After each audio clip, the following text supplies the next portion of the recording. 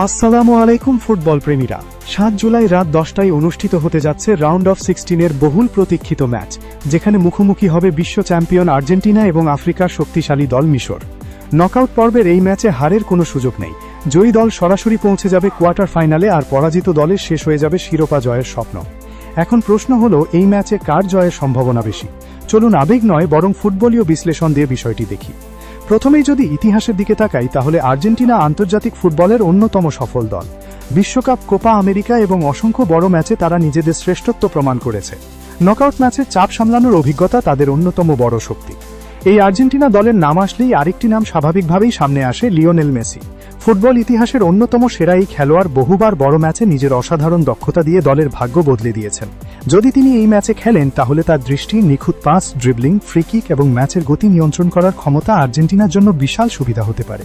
তবে এটাও সত্য যে বর্তমান আর্জেন্টিনা আর শুধু মেসি নির্ভর দল নয়। পুরো স্কোয়াড এখন দলগত ফুটবল খেলতে অভ্যস্ত, যা তাদের আরও ভয়ঙ্কর করে তুলেছে। অন্যদিকে মিশরকে হালকাভাবে নেওয়ার কোনো সুযোগ নেই। আফ্রিকান ফুটবলের অন্যতম শক্তিশালী দল হিসাবে তারা বহুবার বড় দলকে কঠিন পরীক্ষায় ফেলেছে। তাদের রক্ষণভাগ সাধারণত খুবই সংগঠিত, শারীরিকভাবে শক্তিশালী এবং তারা ধৈর্য ধরে প্রতিপক্ষের ভুলের অপেক্ষা করে। সুযোগ পেলেই দ্রুত কাউন্টার অ্যাটাকে তারা বিপজ্জনক হয়ে উঠতে পারে। এখন যদি দুই দলের আক্রমণ ভাগের তুলনা করি, তাহলে আর্জেন্টিনা স্পষ্টভাবে এগিয়ে। তাদের আক্রমণে গতি, ছোট ছোট পাস, দারুণ মুভমেন্ট এবং ফিনিশিং ক্ষমতা রয়েছে।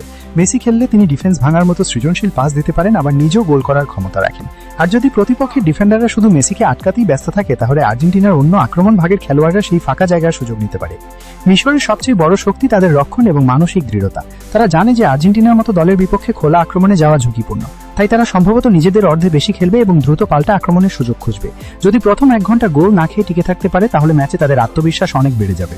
মাঝমাঠের লড়াইটাই হতে পারে ম্যাচের সবচেয়ে গুরুত্বপূর্ণ অংশ। আর্জেন্টিনা চাইবে বলের দখল নিজেদের কাছে রাখতে এবং ধরে চাপ সৃষ্টি করে আর্জেন্টিনার ছন্দ নষ্ট করা।